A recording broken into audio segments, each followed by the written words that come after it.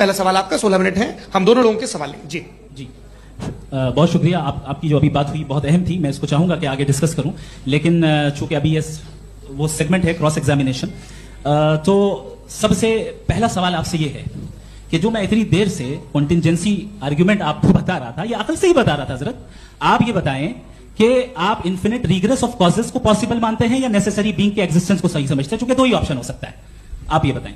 देखिए, आपको मैं ईमानदारी से बात करूं, एक तो मैं कॉन्टिजेंसी वर्ड ठीक से समझता नहीं, और इस वक्त भी जो आपने अंग्रेजी के अल्फाज इस्तेमाल किए वो जरा थोड़े से मुझे डिफिकल्ट और कॉम्प्लिकेटेड लगे, तो आप जरा सिंपल जबान में सवाल कर सकते हैं? बिल्कुल कर सकता हूं।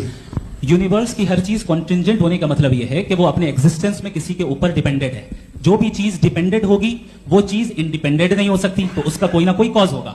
तो अब आप क्या समझते हैं कि ये इन्फिनिट रिग्रेस है, यानी कॉज पर कॉज, कॉज पर कॉज, कॉज पर कॉज, और कभी कोई यानी एंडलेसली चलता रहा? क्योंकि अगर ऐसा होगा तो हम तो एग्जिस्टेंस में आते ही नहीं, लॉजिकली ये मुत्तफक अलैह चीज है, मुत्तफक अलैह अग्रीड अपॉन।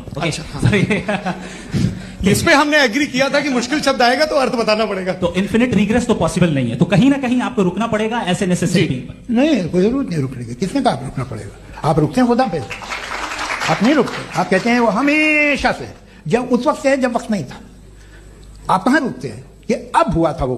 आप नहीं कहते। हम क्यों नहीं मान सकते कि यूनिवर्स जो है और बल्कि मल्टीवर्स जो है वो हमेशा से हैं, वो बनती है, बिगड़ती है। एक हमारे यहाँ एक चीज है ब्लैक होल, वो समेट लेता है वापस, फिर ब्लास्ट होता है, फिर फैल जाता है, और इसमें हमारी तो खैर कोई औकात ही नहीं है इंसान की। एक छोटे से जर्रे पे हम 50-60 साल की उम्र रखते हैं, जो करोड़ों अरबों साल की कायनात है उसमें, और पैदा भी नहायत ही बेहुदा वजह से हुए थे। तो इसमें है ये सोचना कि इसकी वजूहात और ये क्यों है, ये डिपेंडेंट है, ये हम देख रहे हैं। क्या मालूम, आप सोचिए कि ये जो फैल रही है कायनात, ये कहां फैल रही है, ये कहां जा रही है, और ये फैल क्यों रही है? अरे बना ली थी तुमने, रुको भैया, काफी है।